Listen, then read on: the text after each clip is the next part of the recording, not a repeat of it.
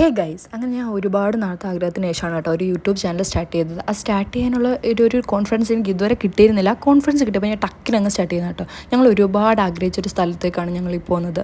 ഈ എൻട്രി കാണുമ്പോൾ തന്നെ നിങ്ങൾക്ക് സ്ഥലം മനസ്സിലാവുമല്ലോ. താജ്മഹലാണ് ഗൈസ്. നമ്മൾ ഒരുപാട് നാളായിട്ട് നമ്മൾ ഒരുമിച്ച് പോയി കാണണം എന്ന് ആഗ്രഹിച്ച സ്ഥലം. നമ്മളവിടെ പോയി ആ സ്ഥലം ഇങ്ങനെ കാണുമ്പോൾ നമുക്ക് കിട്ടുന്നൊരു സന്തോഷമുണ്ടല്ലോ, പറഞ്ഞറിയിക്കാൻ പറ്റത്തില്ല. നമ്മൾ ട്രിവാൻഡ്രത്ത് നിന്ന് ഈവനിങ് ഫ്ലൈറ്റ് ആയിരുന്നു കേട്ടോ എടുത്തിട്ടുണ്ടായിരുന്നത്. രാത്രി ആയപ്പോൾ തന്നെ എത്തി. പിറ്റേന്ന് രാവിലെയാണ് കേട്ടോ നമ്മളിത് കാണാൻ ഇറങ്ങിയത്. നമ്മളൊരു 5:45 ആയപ്പോൾ റൂമിൽ നിന്ന് ഇറങ്ങി 6 മണിയായപ്പോൾ അവിടെ ചെന്ന് നമ്മൾ കയറിയിട്ടുണ്ടായിരുന്നു.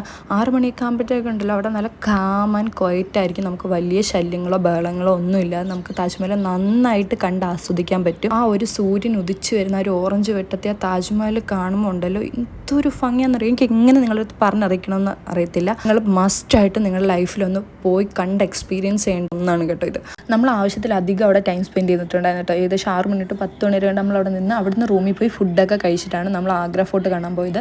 ഒരു ഉച്ചയൊക്കെ കഴിഞ്ഞ് ഒരു വൈകിട്ടാവുന്ന സമയത്ത് ആ വെയിലൊക്കെ ഒന്ന് ഒതുങ്ങിയ സമയത്ത് ഒരു 3 മണിയൊക്കെ ആയപ്പോഴാണ് നമ്മൾ ആഗ്ര ഫോർട്ടിലോട്ട് പോയിട്ടുണ്ടായിരുന്നത് കേട്ടോ. ആഗ്ര ഫോർട്ട് അത്യാവശ്യം ഒരുപാട് കാണാനുണ്ടായിരുന്നു കേട്ടോ. നല്ല ഭംഗിയായിരുന്നു അതിൻ്റെ ആ ഒരു ഇൻറ്റീരിയർ ആർക്കിടെക്ചറൊക്കെ കാണാൻ വേണ്ടിയിട്ട്.